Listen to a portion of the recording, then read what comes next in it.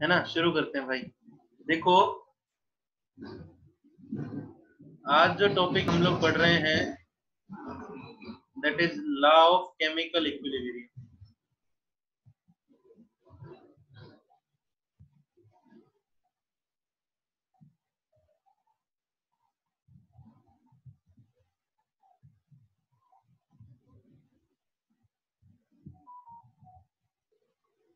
ठीक है, law of chemical equilibrium पढ़ रहे हैं आज।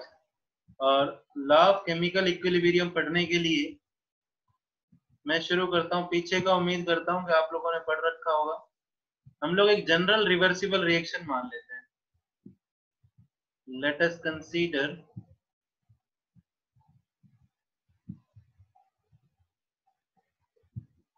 a general reversible reaction।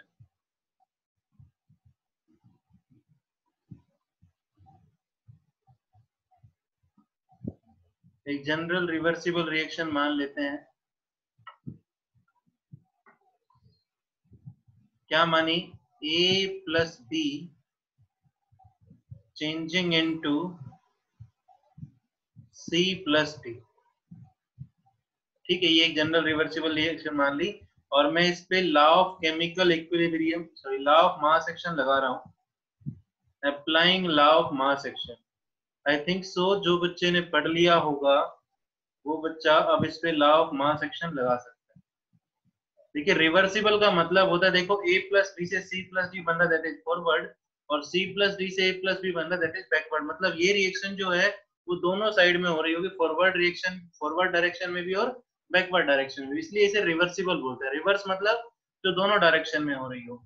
अब मैं लॉ ऑफ मास एक्शन लगाऊंगा तो मैं एक बार लगाऊंगा फॉरवर्ड डायरेक्शन के लिए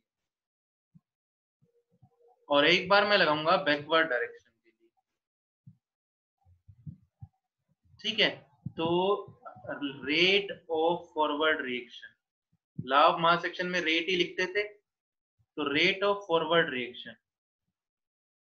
अब अगर आप फॉरवर्ड रिएक्शन में चेक कर पा रहे हो तो फॉरवर्ड रिएक्शन के रेट को मैं दिखाता हूं आर एफ से। ओके जी, इक्वल टू के एफ। वहां पर के लिखते थे, यहाँ पर के एफ लिखा है। के एफ का मतलब होता है rate constant for forward reaction.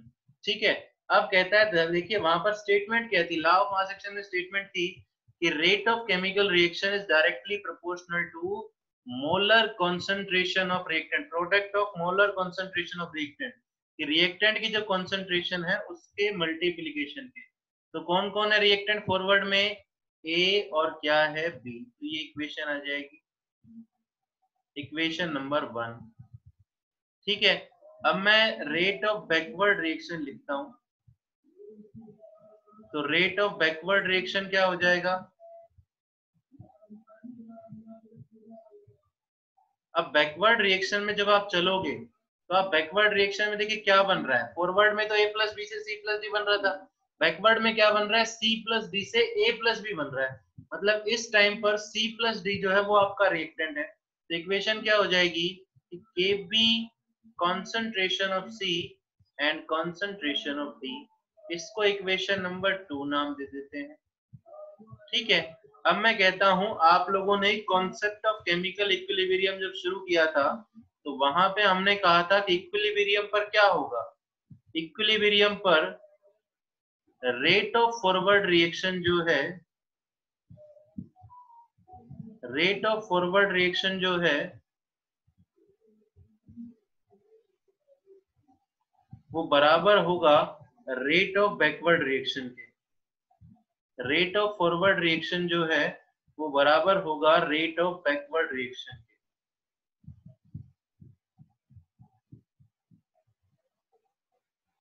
ठीक है, रेट ऑफ फॉरवर्ड रिएक्शन मतलब क्या हो गया? R F. Rate of backward reaction मतलब क्या हो गया? R B. Rate of forward reaction is equals to rate of backward reaction. अब आर एफ क्या है? आर एफ की वैल्यू रख दीजिए, के एफ कॉन्सेंट्रेशन ऑफ ए और concentration of B equal to K B concentration of C into concentration of D. अब कहता है अगर मैं के एफ के को एक तरफ ले आऊं तो क्या हो जाएगा? देखो, K F upon K B मतलब rate constant for forward reaction divide by rate constant for backward reaction is equals to क्या हो जाएगा, concentration of C into concentration of D divided by concentration of A into concentration of B। ठीक है, अब ये देखो ये ऊपर भी कांस्टेंट है rate constant for forward reaction, नीचे भी rate constant for backward reaction. ये क्या है, rate constant for forward reaction, ये क्या है, rate constant for backward reaction. Constant upon constant constant ही होता है, उस कांस्टेंट को हम लोग दिखा रहे हैं के से। ठीक है, ये के क्या है, अभी इस के बारे में जिक्र करेंगे, यहां तक राइट डाउन कर लीजिए, फिर के बारे में जिक्र करते हैं। ठीक है, मैं क्या बोल रहा हूं, ये के क्या है,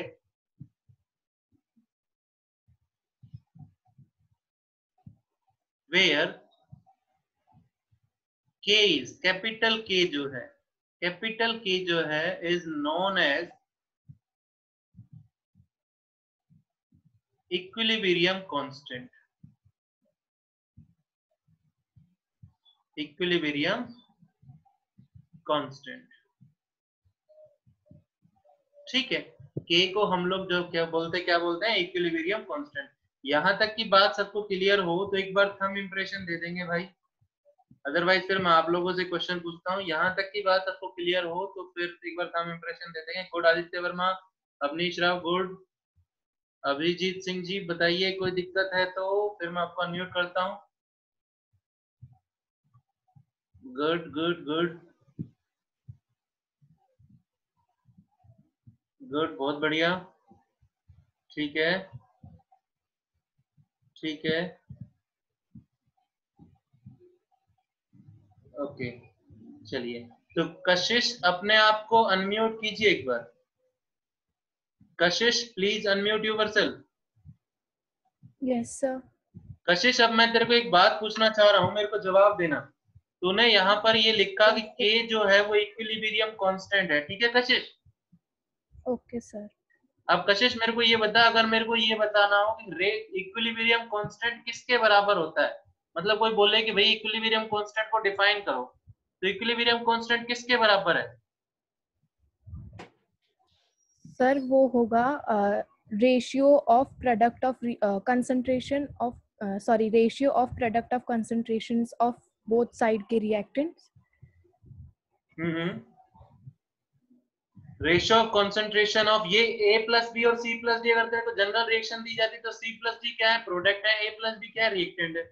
मतलब सिंपल टर्म में आप बोल सकते हो बेटा जी, बोल सही रहेगा, कोई दिक्कत नहीं है, लेकिन सिंपल टर्म में हम लोग इसको क्या बोल सकते हैं कि क्या होगा, इक्विलिब्रियम कांस्टेंट जो है वो रेशियो होगा product of molar concentration of product to the product of molar concentration of reactant. देखो यहाँ पर क्या है, ये जो है ये क्या है, प्रोडक्ट है, product of molar concentration of product to the product of molar concentration of reactant. यही स्टेटमेंट है इस लॉ की, इस लॉ की स्टेटमेंट भी यही है कि जो law of mass, law of chemical equilibrium हम लोग कह रहे हैं, उस लॉ ऑफ केमिकल इक्विलिब्रियम की स्टेटमेंट ही यही है। अब उससे पहले मैं आप लोगों को मान लीजिए इक्वेशन देता हूं, a A plus b B changing into c C plus d D. मेरे हिसाब से ये small a small b small c और स्मॉल डी जो है वो आप सब लोग समझ गए होंगे क्या है, small a small b small c और स्मॉल डी, ये स्टाइकोमेट्रिक कोफिशिएंट है। मतलब जो आपके रिएक्टेंट या प्रोडक्ट के आगे लिखे होते हैं ना न्यूमेरिकल वैल्यू, वो स्टाइकोमेट्रिक कोफिशिएंट 2 3 4 वो है ये। ठीक है, अब मैं अगर आपको ये कहूं कि एक बार सभी बच्चे जो ये यहाँ तक राइट डाउन कर लिया हो तो एक बार सभी बच्चे अपना वीडियो ऑन रखें और वीडियो ऑन रख के मेरे को इस पे लॉ ऑफ केमिकल इक्विलिब्रियम लगा के दिखाएं, और लॉ ऑफ केमिकल इक्विलिब्रियम लगा के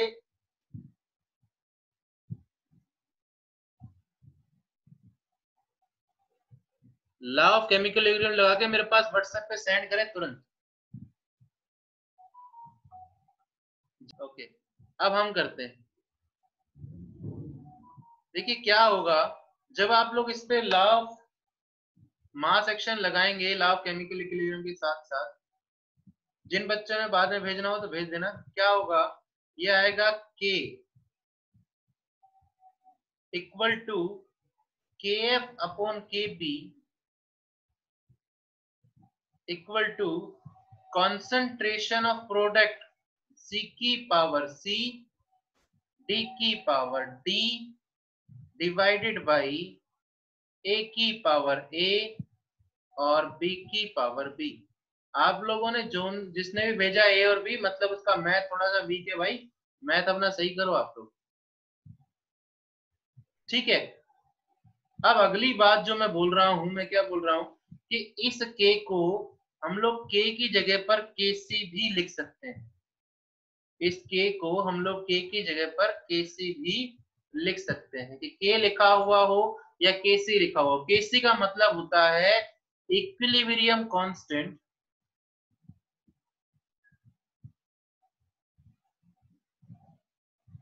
in terms of concentration। concentration की टर्म में हम लोग इक्विलिब्रियम कांस्टेंट लिख रहे हैं, equilibrium constant in terms of Kc. यहां तक राइट डाउन कर लिया हो तो ठीक है, नहीं किया हो तो एक बार स्क्रीनशॉट ले लीजिए जल्दी से। अब यहाँ पर बात क्या बोली गई है, बात ये बोली गई है जो आप लोगों को याद रखनी है, क्या कि इक्विलिब्रियम कांस्टेंट जब आप लिखोगे ना बेटा, तो प्रोडक्ट की कॉन्सेंट्रेशन का रेशियो प्रोडक्ट की कॉन्सेंट्रेशन डिवाइडेड बाय रिएक्टेंट की कॉन्सेंट्रेशन, ये याद रखना है कि जब भी मैं इक्विलिब्रियम कांस्टेंट लिखूं तो प्रोडक्ट की कॉन्सेंट्रेशन डिवाइडेड बाय रिएक्टेंट की कॉन्सेंट्रेशन, यही स्टेटमेंट है इस लॉ की। अभी मैं स्टेटमेंट लिखता हूं अगले पेज पर।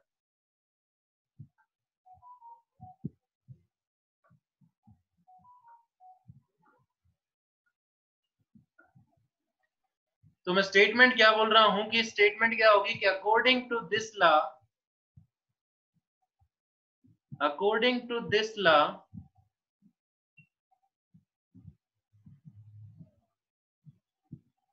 द रेशियो, जो रेशियो है, द रेशियो ऑफ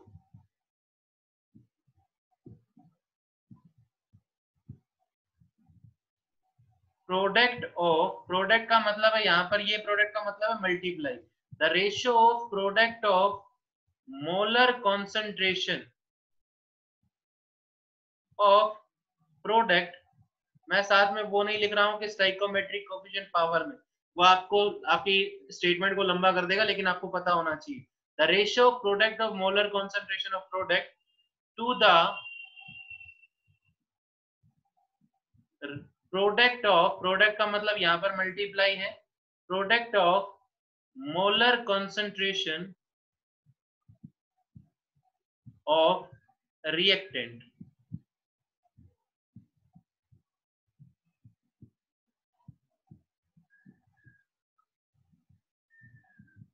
ठीक है, product of molar concentration of क्या, रिएक्टेंट। अगर आप रेशियो लेते हो मोलर कॉन्सेंट्रेशन ऑफ प्रोडक्ट का to the molar concentration of reactant, तो वो हमेशा is always equal to a constant, तो वो हमेशा एक कांस्टेंट के बराबर होता है which is known as equilibrium constant, जिसे हम लोग इक्विलिब्रियम कांस्टेंट बोलते हैं, which is known as equilibrium constant,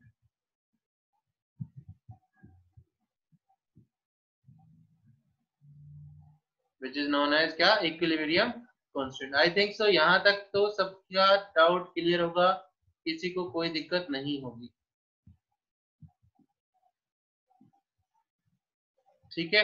उसके बाद में बात करता हूं, अब यहाँ पर ये एक नोट की तरह से लिख रहा हूं, लेकिन ये आप लोगों को आगे अभी अगले आर्टिकल में काम आएगा, कि अगर मेरे को जो रिएक्शन दी जाए वो गैस फेस की हो, किसकी हो, गैस फेस की। गैस फेस का मतलब ये होता है कि आपका रिएक्टेंट और प्रोडक्ट जो है वो गैस में है, तो फॉर गैस फेस रिएक्शन, तो गैस फेस रिएक्शन के लिए अगर यही रिएक्शन दी जाए ऊपर जो हमने लिखी, तो हम लोग कैसे करेंगे, इतना नेटवर्क की प्रॉब्लम चल रही है आप लोगों को इधर, बार बार ज्वाइन नहीं कर पा रहे हो आप लोग। और गैस फेस रिएक्शन क्या होगा अगर इसी रिएक्शन की लिखना हो? गैस फेस में केसी नहीं होता, क्या बोलते हैं? केपी। केपी का मतलब होता है equilibrium constant in terms of pressure. Equilibrium constant in terms of pressure. ठीक है, कैसे लिखते हैं? प्रेशर की टर्म में लिखना है, तो जहां पर आप लोग कॉन्सेंट्रेशन लिख रहे थे वहां पर प्रेशर आ जाएगा। क्या? कि प्रेशर ऑफ सी की power C, pressure of D की power D, pressure of A की power A, pressure of B की पावर बी। ये आपका केपी हो गया। Where PA PB PC PD क्या है? Where PA PB PC PD are the, ये क्या है बेटा? Are the partial pressure of, pressures of A B C and D. Where PA PB PC PD जो है वो क्या है? पार्शियल प्रेशर है ए बी सी डी के। ठीक है भाई।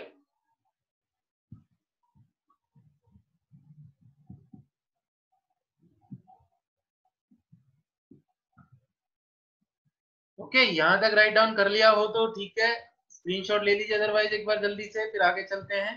केपी केसी आपको लिखना आना चाहिए। केपी मतलब प्रेशर की टर्म में लिखेंगे, केसी मतलब कॉन्सेंट्रेशन की टर्म में लिखेंगे। ठीक है, तो ये दोनों चीजें आपको लिखनी चाहिए, आनी चाहिए। अगर ये आती होंगी तो अगला वाला आर्टिकल जो है वो आपको बड़ी इजीली आ जाएगा। और अगला जो आर्टिकल है वो आरपीएस के इतिहास में सबसे ज्यादा बार पूछे जाने वाला आर्टिकल। राइट डाउन कर लिया हो तुम एक बार स्क्रीनशॉट ले लीजिए, अगर मैं अगली स्क्रीन पे चल रहा हूँ फिर।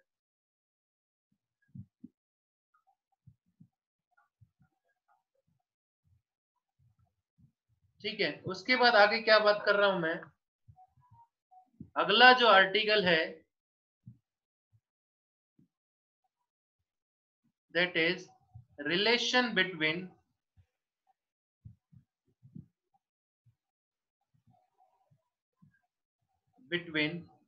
KP and KC. केपी और केसी के बीच में रिलेशनशिप क्या है? Relationship between KP and KC. अब केपी केसी के बीच में क्या रिलेशनशिप है? ठीक है, जो आपने अभी केपी लिखा, आपने अभी केसी लिखा, तो उन दोनों के बीच में क्या रिलेशनशिप है? तो मैं क्या बोल रहा हूं?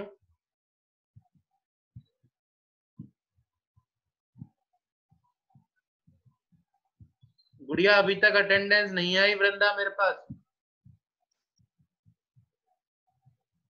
लेट अस कंसीडर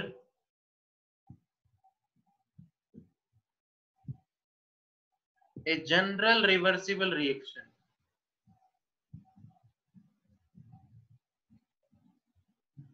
एक जनरल रिवर्सिबल रिएक्शन मान लेते हैं दोबारा से। रिएक्शन क्या मानी? A A plus b B changing into x X plus y Y. ये इक्वेशन हम लोगों ने मान ली। A A plus b B changing into x X plus y Y. अब कहता है अगर मैं इसे सबसे पहले, मेरे को क्या करना है? मेरे को इक्विलिब्रियम कांस्टेंट लिखना है बस, इन टर्म्स ऑफ कॉन्सेंट्रेशन। कॉन्सेंट्रेशन की टर्म में पहले इक्विलिब्रियम कांस्टेंट लिखते हैं, इन टर्म्स ऑफ कॉन्सेंट्रेशन।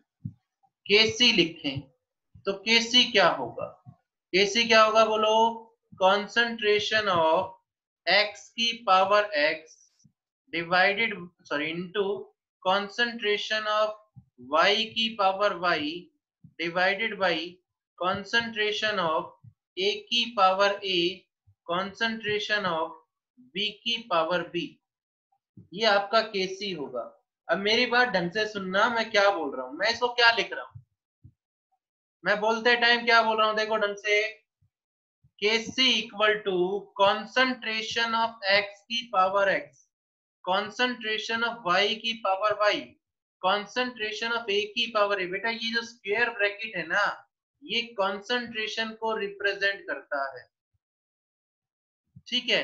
ये जो स्क्वायर ब्रैकेट है ये कॉन्सेंट्रेशन को रिप्रेजेंट कर रहा है। तो मैंने क्या बोला, कॉन्सेंट्रेशन ऑफ x की power x, concentration of y की power y, concentration of a की power a, concentration of b की पावर b। अब कहता है मैं इसको ऐसे लिख देता हूं कि Kc equal to concentration, concentration के लिए c लिख दिया, कॉन्सेंट्रेशन ऑफ x की power x, concentration of y की power y, concentration of A की power A and concentration of B की पावर B, ठीक है। इसको इक्वेशन नंबर 2 नाम दे देते हैं, ठीक। अब हम लोग मान लेते हैं कि गैस फेज की रिएक्शन थी, तो इन टर्म्स ऑफ प्रेशर अगर हम लोग लिखें तो प्रेशर की टर्म में क्या होगा, इन टर्म्स ऑफ प्रेशर क्या हो जाएगा, Kp इक्वल टू क्या होगा बेटा, प्रेशर ऑफ x की power x, pressure of y की power y, pressure of a की power a, pressure of b की पावर b, ठीक है। इसको इक्वेशन नंबर 3 नाम दे दिया,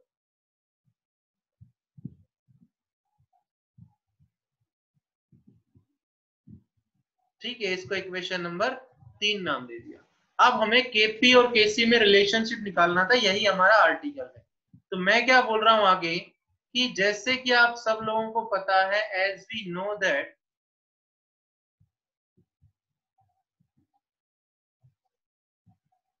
Kp Kc में रिलेशन निकालने के लिए मेरे को क्या करना पड़ेगा, प्रेशर और कॉन्सेंट्रेशन में रिलेशनशिप निकालना पड़ेगा पहले। तो as we know that ideal gas equation जो है बेटा वो क्या होती है, आइडियल गैस इक्वेशन होती है Pb इक्वल्स टू nRT, ठीक है। आप लोगों ने स्टेट्स ऑफ मैटर में भी पीछे ही पढ़ा होगा। अगर मैं प्रेशर को एक तरफ करूं तो क्या हो जाएगा, N/VRT। अब देखो n क्या होता है, नंबर ऑफ मोल्स, v क्या होती है, वॉल्यूम, मोल्स पर लीटर, याद करो मोल्स पर लीटर क्या होती है, कॉन्सेंट्रेशन। तो p इक्वल टू मैं लिख सकता हूं, क्या लिख सकता हूं, CRT, ठीक है। क्यों लिखा, क्योंकि N/V जो है that is moles per litre, और मोल्स पर लीटर क्या होती है, मोलरिटी, मोलरिटी मतलब कॉन्सेंट्रेशन, मोलर कॉन्सेंट्रेशन, ठीक है। अब कहता है अगर मैं ऐसे ही सो फॉर द गैसेस, कौन कौन सी, ए बी एक्स और वाई के लिए, सो फॉर द गैसेस क्या होगा, पीए क्या किसके बराबर लिख सकते हैं, पीए बराबर होगा CART। RARTA क्यों नहीं लिखा, क्योंकि आर तो आपका यूनिवर्सल कांस्टेंट है और टी आपका टेम्परेचर यहाँ पर कांस्टेंट है।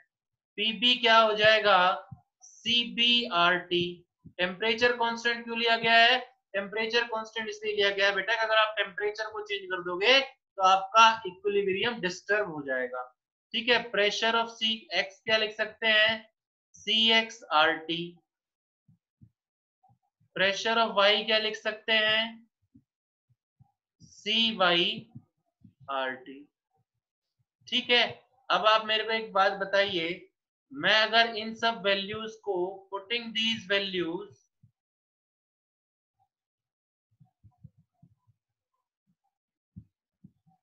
इन इक्वेशन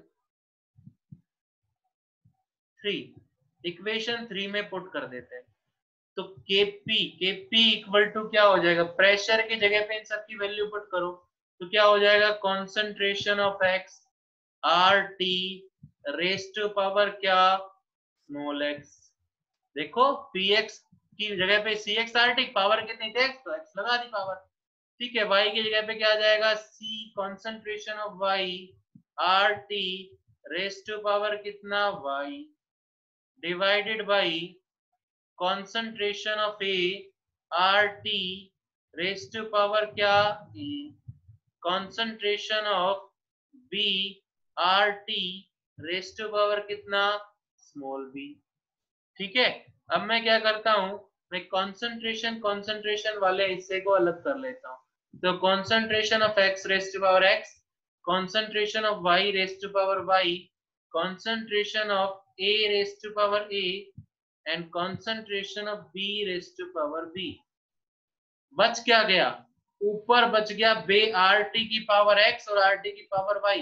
तो बेस सेम हो तो पावर ऐड हो जाती है x plus y, divided by क्या बचा RT की पावर क्या a प्लस बी। ठीक है, तो Kp इक्वल टू क्या आ जाएगा, अब ये बताओ मेरे को, ये चीज क्या है, अगर आप ढंग से देखेंगे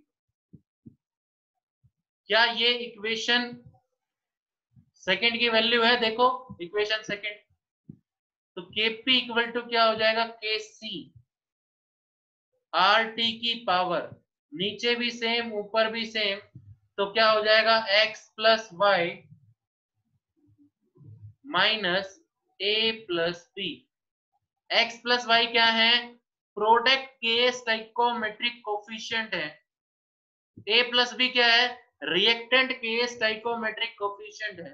तो गैसियस मोल में ये वैल्यू हम लोग पीछे भी लिखते आए थे कि Kp equal to Kc RT की पावर डेल्टा Ng, ये रिलेशनशिप है, पूरे 3 नंबर का आता है पेपर में ये, Kp equal to Kc RT की पावर डेल्टा Ng। जल्दी से राइट डाउन करें।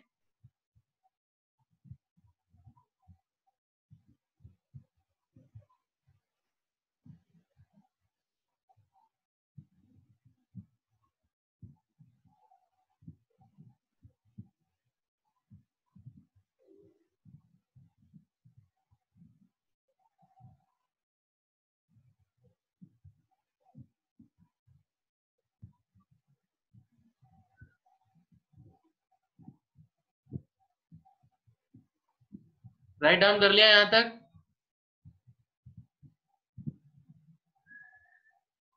ओके।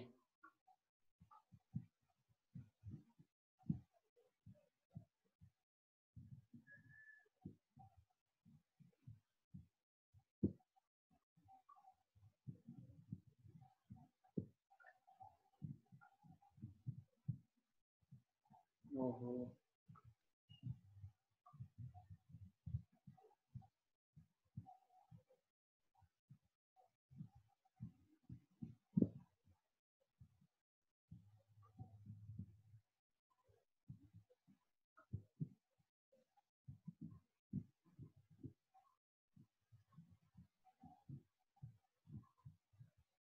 देखिए भाई,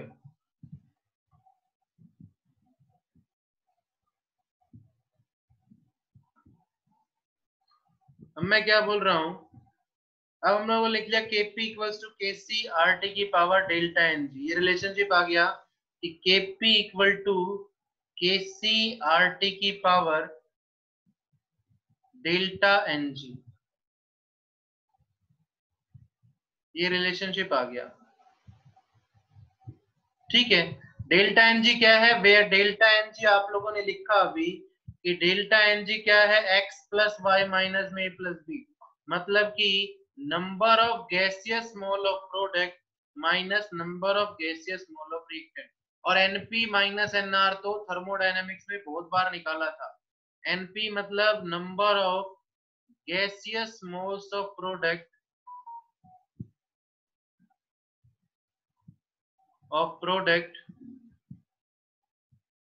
minus number of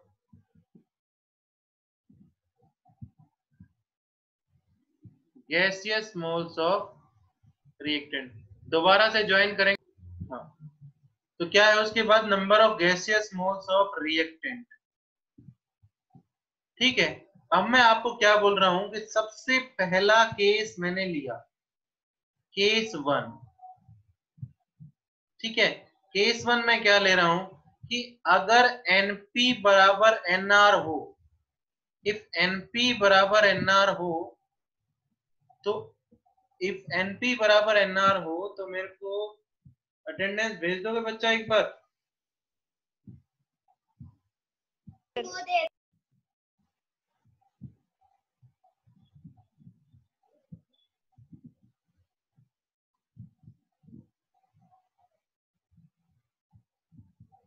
Amit Kumar, Awanish Rao, Awanish Rao unmute करके बोलिए अपने आप को।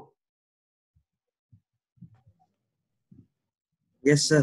अवनीश राव, मैं कहता हूं अगर एनपी बराबर एनआर हो तो डेल्टा एनजी की वैल्यू कितनी आएगी?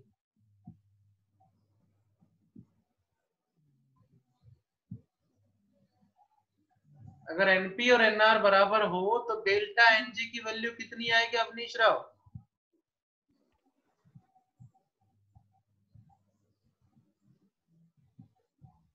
अवनीश राव, अगर एनपी बराबर एनआर हो मतलब number of gaseous moles of product और गैसियस मोल्स ऑफ रिएक्टेंट अगर बराबर हो तो एन डेल्टा एनजी की वैल्यू कितनी आएगी? शायद सर नहीं पता। नहीं पता? No sir. गुड, बहुत बढ़िया। ठीक है बेटा, अगर एक बात बताओ मेरे को, 5 बराबर 5 हो तो 5 माइनस 5 कितना आएगा? जीरो। अरे यहाँ पर ऊपर लिखा हुआ है मेरे भाई कि डेल्टा एनजी जो है बराबर एनपी माइनस एनआर, और एनपी और एनआर अगर बराबर कर दिए गए तो डेल्टा एनजी की वैल्यू 0 हो जाएगी। वृंदा को बड़ा शौक चढ़ रहा है बताने का, तो वृंदा बता मेरे को कि केपी इक्वल टू केसी, ठीक है, आरटी की पावर 0। तो यहां पर रिलेशनशिप क्या आ जाएगा केपी और केसी में? केपी इक्वल टू केसी हो जाएगा। हाँ, केपी इक्वल टू केसी हो जाएगा। क्यों हो जाएगा बेटा? पता है कई लोग क्या करेंगे, यहाँ पर 0 पुट कर देंगे। बेटा किसी की भी पावर 0 जो है वो 1 के बराबर होती 1 हो है, जाएगी। तो केपी बराबर क्या हो जाएगा? केसी। पेपर में कई बार क्वेश्चन पूछ लेता है कि केपी केसी के बराबर कब होगा। जैसे आप लोगों से पूछा गया था डेल्टा एच और डेल्टा यू बराबर कब होगा पेपर में, तो उसी तरह से आप पूछ लेगा केपी केसी बराबर कब होगा? कब होगा? जब एनपी बराबर हो किसके? एनआर के। दूसरा केस दिया गया, इसके बारे में हिमांशी बताएगी। Himanshi daughter of Pramod. If NP is greater than NR, if NP is greater than NR हो, अगर एनपी ग्रेटर देन एनआर हो तो डेल्टा एनजी की वैल्यू हिमांशी पॉजिटिव आएगी या नेगेटिव आएगी? हिमांशी, अगर एनपी ग्रेटर देन एनआर हो तो डेल्टा एनजी की वैल्यू पॉजिटिव आएगी। तो KP equal to KC RT की पावर पॉजिटिव डेल्टा एनजी हो गया। अब मेरा क्वेश्चन यहाँ पर ये है बच्चा आपसे कि केपी और केसी बराबर होंगे या केपी केसी से बड़ा होगा या केपी केसी से छोटा होगा?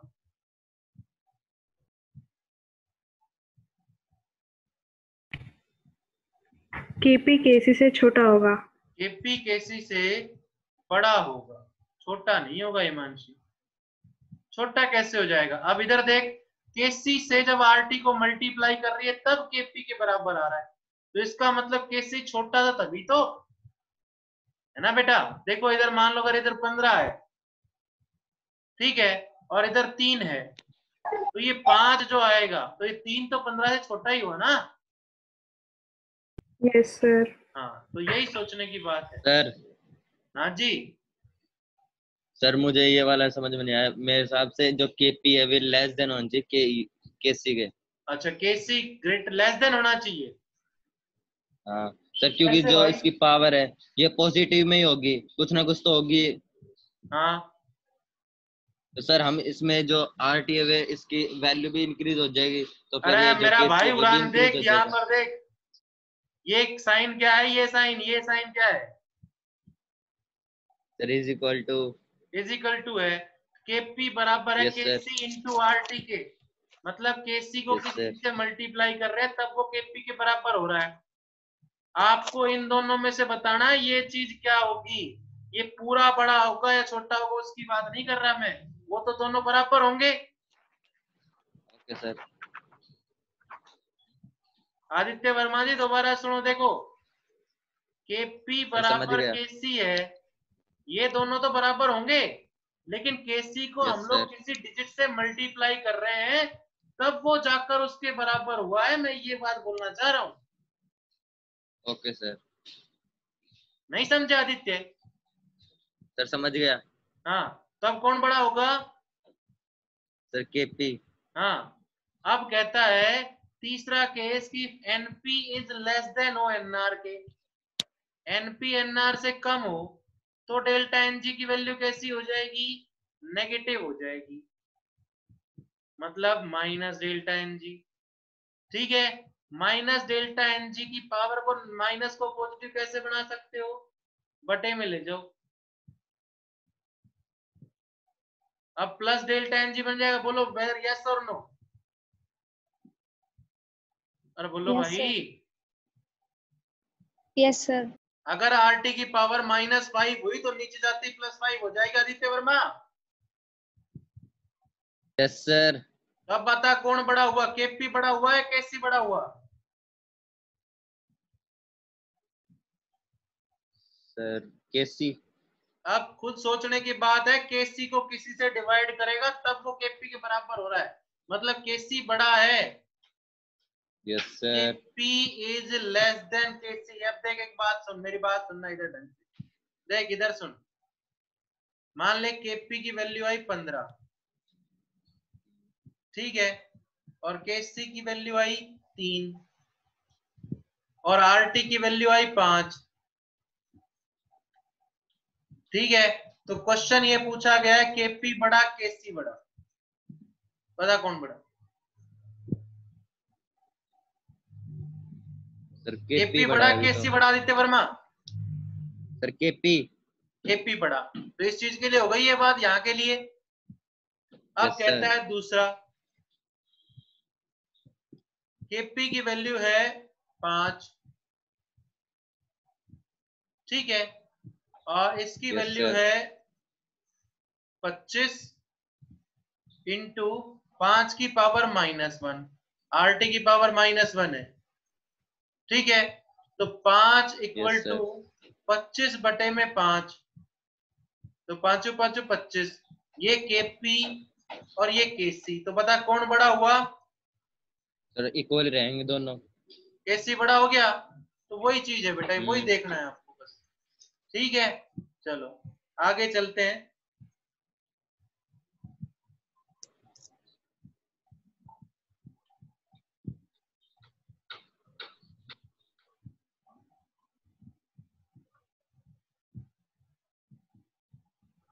Okay,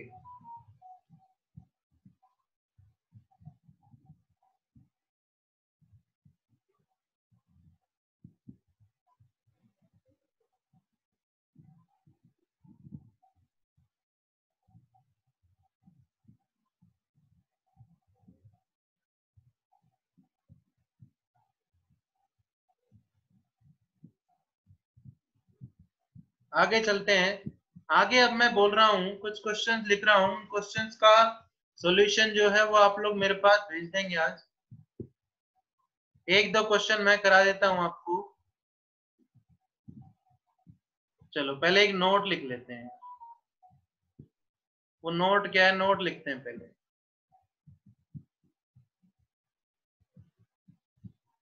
if the partial pressure, जो पार्शियल प्रेशर है केपी के लिए, if the partial pressure are taken in atmosphere, अगर पार्शियल प्रेशर जो है वो आपको एटमॉस्फेयर में दिया जाए, देन आर की वैल्यू क्या होगी हिमांशी यादव? Yes sir. अगर प्रेशर एटमॉस्फेयर में दिया हुआ हो तो आर की वैल्यू क्या होती है?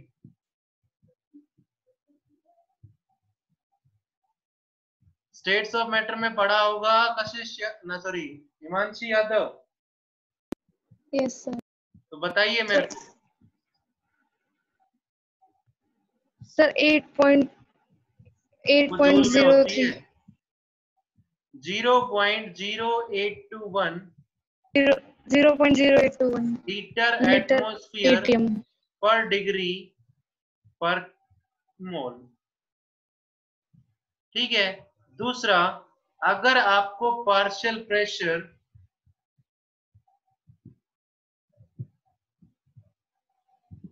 if the partial pressure are in bar, अगर बार में दे रखा हो, पार्शियल प्रेशर किस में हो, बार में हो, देन R की जो वैल्यू है इज 0.0831 लीटर बार पर केल्विन पर मोल। ठीक है। तीसरा, if the given value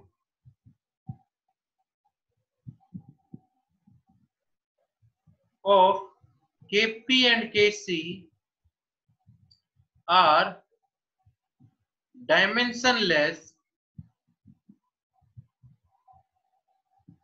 if the given value of Kp and Kc are dimensionless, then R equal to 0.0831 litre बार पर केल्विन पर मोल। अगर प्रेशर एटमॉस्फेयर में तो 0.0821 लेंगे, इसको रब कर दे भाई। अगर बार में है तो 0.0831 लेंगे, और अगर डायमेंशन लेस है मतलब कोई यूनिट ही नहीं दी गई तो भी हम लोग आर की वैल्यू 0.0831 लेंगे। यहाँ पर ये तो यहाँ तक राइट डाउन कर लीजिए, उसके या फिर स्क्रीनशॉट ले लीजिए। ठीक, राइट डाउन कर रहे हैं। दूसरा जो नोट है, सेकंड नोट क्या बोलता है, पॉसिबल वैल्यू ऑफ के, पॉसिबल वैल्यू ऑफ के, के की पॉसिबल वैल्यू। के क्या था, इक्विलिब्रियम कांस्टेंट। के क्या है, इक्विलिब्रियम कांस्टेंट। इक्विलिब्रियम कांस्टेंट की पॉसिबल वैल्यू बुक में नहीं मिलेंगे पॉइंट। इक्विलिब्रियम कांस्टेंट की पॉसिबल वैल्यू 0 से के से इंफिनिटी, मतलब 0 से इंफिनिटी के बीच में हो सकती है इक्विलिब्रियम कांस्टेंट की वैल्यू, 0 से लेके इंफिनिटी के बीच में हो सकती है। के क्या था, याद करो, के क्या था, ratio of concentration of product divided by concentration of reactant, ये था। ठीक है, ओके। मेरा पहला क्वेश्चन है चेतन भारद्वाज से। चेतन भारद्वाज जी प्लीज अनम्यूट योरसेल्फ।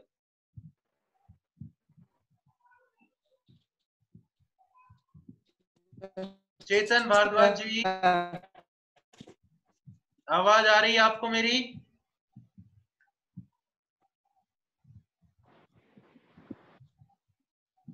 चेतन भारद्वाज जी, क्या आपको मेरी आवाज आ रही है?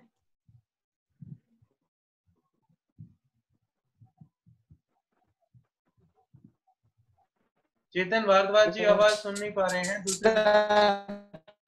कोई बात नहीं चेतन, वो खुशी राजपूत,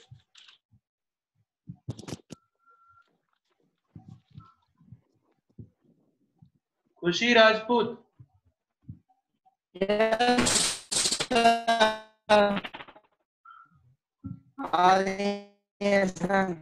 चेतन भारद्वाज जी अब आप अपने आप को म्यूट कर लीजिए, मैं खुशी से पूछ लेता हूँ। जल्दी करो, फिर आपकी मैथ की भी क्लास है। मैं क्या बोल रहा हूँ, चलो मैं ही करा देता हूँ। When k equal to 1, k 1 के बराबर होगा, कब होगा, जब concentration of product equal to concentration of reactant हो। प्रोडक्ट और रिएक्टेंट की कॉन्सेंट्रेशन जब बराबर हो तब उसे हम लोग कहते हैं कि वहां पर k, देखो ये दोनों अगर बराबर होंगे, अगर इन दोनों कॉन्सेंट्रेशन बराबर हो कैंसिल आउट हो जाएगा, k की वैल्यू 1 आ जाएगी। k की वैल्यू 1 से ज्यादा हो सकती है, कब हो सकती है, जब प्रोडक्ट की कॉन्सेंट्रेशन ज्यादा हो रिएक्टेंट की कॉन्सेंट्रेशन से। जब प्रोडक्ट की कॉन्सेंट्रेशन ज्यादा हो रिएक्टेंट की कॉन्सेंट्रेशन, और के की वैल्यू 1 से कम हो सकती है। कब कम हो सकती है?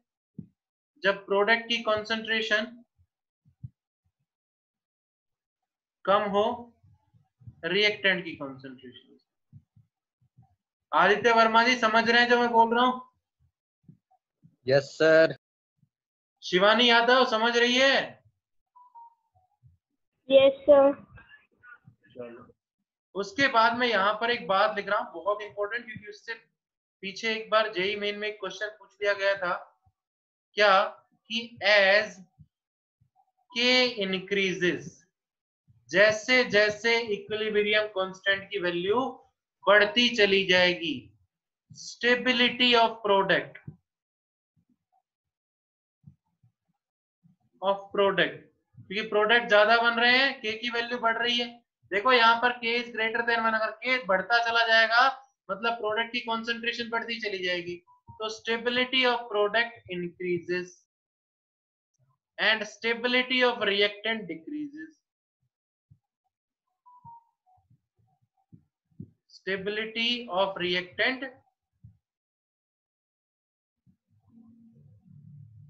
decreases and time to attain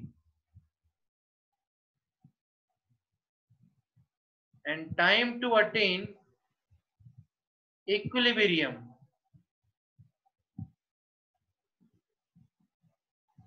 decreases, और इक्विलिब्रियम को अटेन करने का टाइम जो है वो कम होता चला जाता है, क्योंकि time is inversely proportional to equilibrium constant.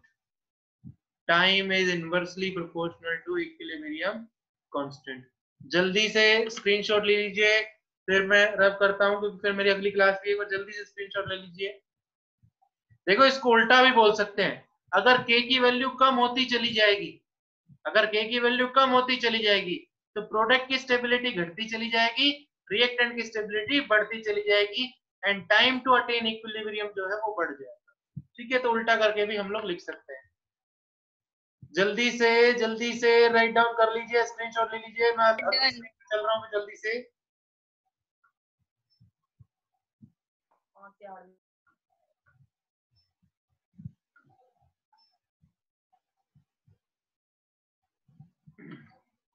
अब देखो मैं एक क्वेश्चन लिखता हूं।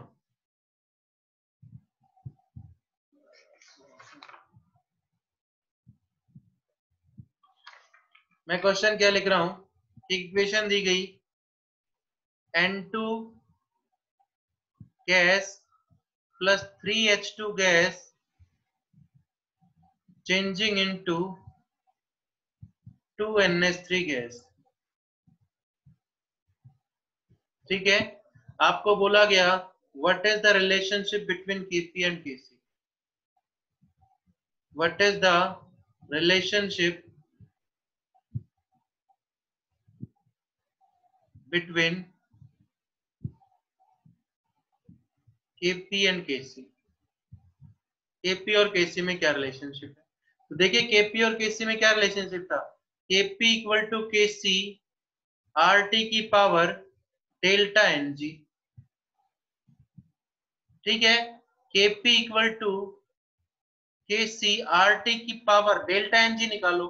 डेल्टा Ng क्या था, Np माइनस Nr। आज का फर्स्ट और लास्ट क्वेश्चन है ये। प्रोडक्ट के गैसेस मोल कितने हैं, 2। रिएक्टेंट के गिनो, 3 और 1, ये कितने हो गए, 4। तो 2 माइनस 4 कितना, -2। कितना हो गया, RT की पावर -2। ठीक है, क्या लिख सकता हूं कि Kp equal to Kc divided by RT की पावर 2। ये रिलेशनशिप हो गया Kp और Kc। अब कई क्वेश्चंस में क्या करता है, आपको Kp की वैल्यू दे देगा या Kc की वैल्यू दे देगा और कहेगा कि भैया एक की वैल्यू दे देगा, दूसरे की वैल्यू पूछ लेगा आपको। ठीक है, तो इस तरह से आपको क्वेश्चंस करने हैं। क्वेश्चंस मैं भेज देता हूं आपको। वो क्वेश्चंस भैया बिफोर इवनिंग मेरे पास पहुंच जाने चाहिए।